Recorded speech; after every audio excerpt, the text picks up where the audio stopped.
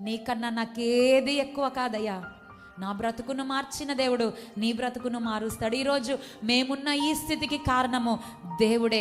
ఆ దేవుడే మనకు తోడయుండి ఇమ్మానుయేలుగా మనతో ఉండి నడిపించాడు. హల్లెలూయా. ఆ ప్రేమను ఎప్పుడు వదులుకోవద్దు బిడ్డ. అది ఏ పరిస్థితి అయినా, మరణ పడక మీదను ఉన్న దేవుని ప్రేమను విడిచిపెట్టద్దు. అయ్యా, చావైనా బ్రతుకైనా నీతోనేనయ్యా. నేను బ్రతికినంత కాలము నీ కొరకు జీవిస్తా. నీ ప్రాణము పెట్టి నన్ను కొనుక్కున్నావు. నీకన్నా ఎక్కువైనది ఈ లోకంలో నాకు ఏది లేదయ్యా. హల్లెలూయా. మేమందు దేవుడు నీ నుండి కోరుకుంటుంది ఏంటో తెలుసా? నీ హృదయాన్నే. ఆయనకు నువ్వు ఇచ్చే ధనం అక్కర్లా, నువ్వు ఇచ్చే ఆస్తిపాస్తులు అక్కర్లా, నువ్వు ఇచ్చే ఏ కానుకలో ఏవేవో అక్కర్లే. ఆనాడు తూర్పు దేశపు జ్ఞానులు బంగారము, సాంబ్రాణి, బోలములు తెచ్చి యేసయ్యకు కానుకగా అర్పించారంట.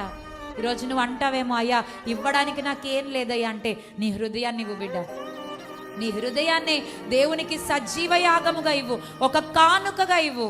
ఆయన నీ బంగారం అడగట్లే, వజ్రాలను అడగట్లే, నిన్నే అడుగుతున్నాడు.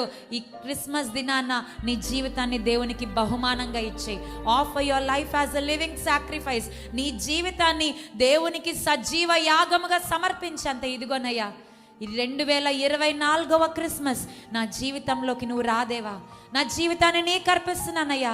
నిన్ను ఆరాధించే బిడ్డగా, నిన్ను ఘనపరిచే బిడ్డగా, నీ కొరకు జీవించే బిడ్డగా, నన్ను, నా కుటుంబాన్ని నిలవబెట్టయ్యా అని నువ్వు అడగగలిగితే, సంగమా, నిన్ను దేవుడు ఉన్నతంగా ఆశీర్వదించే దేవుడు. నీకేది లోటు చేయడు. నేను, నా కుటుంబము నిత్యము ఆశీర్వదించబడుదుముగాక అని దావీదు అన్నట్టు దేవునిని ఆరాధించు.